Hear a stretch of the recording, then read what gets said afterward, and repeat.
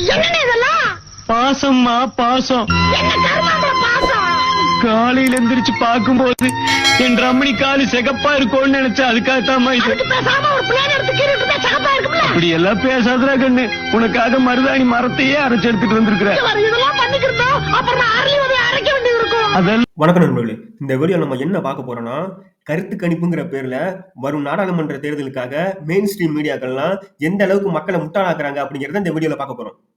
கருத்து கணிப்பு அப்படின்னா தமிழகம் முழுவதும் பாத்தீங்கன்னா அந்தந்த மாவட்டங்கள்ல ஒரு 5000 பேர் 10,000 பேர் கிட்ட எந்த கட்சிக்கு நீங்க வாக்களிப்பீங்க, எதனால வாக்களிப்பீங்க அப்படின்னு சொல்லிட்டு கருத்தை எடுத்து அதை மொத்தமா தமிழகம் முழுவதும் எடுத்து அந்த பெர்சன்டேஜ எந்த அளவுக்கு வருது அப்படின்னு சொல்லிட்டு ஒரு கருத்தா எடுத்து அதை கருத்து கணிப்பா வெளியிடலாம்.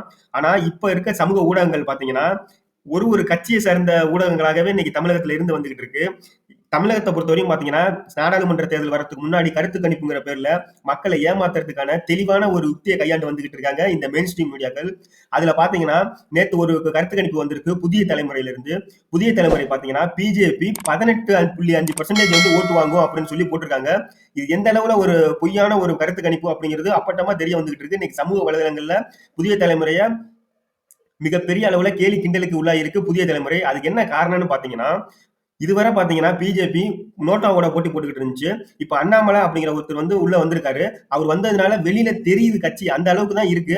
ஆனா மக்கள் கூடுறாங்களோ ஒழிஞ்சு ஓட்டு போடுவாங்களாங்கிறது இதுவரை எந்த ஒரு நிகழ்வுமே நடந்தது கிடையாது. எலெக்ஷன்ல இதுவரையும் அண்ணாமலைங்கிற ஒருத்தருக்கு ஓட்டு கிடைச்சதும் கிடையாது. அவர் எந்த ஒரு வகையிலுமே நிரூபிச்சதும் கிடையாது. ஆனா அவரை வந்து பாத்தீங்கன்னா கிட்டத்தட்ட 18.5% போகணும் ஒரு பொய்யான வாக்குறுதியை வந்து இன்னைக்கு நாங்க எடுத்திருக்கோம், அதாவது சர்வே எடுத்திருக்கோம் அப்படின்னு சொல்லிட்டு புதிய தலைமுறை ஒரு தவறான செய்தியை மக்கள்கிட்ட பரப்பி வருதுன்னு சொல்லிட்டு சமூக வலைதளங்கள்ல மிகப்பெரிய குற்றச்சாட்டு இருந்துள்ளது.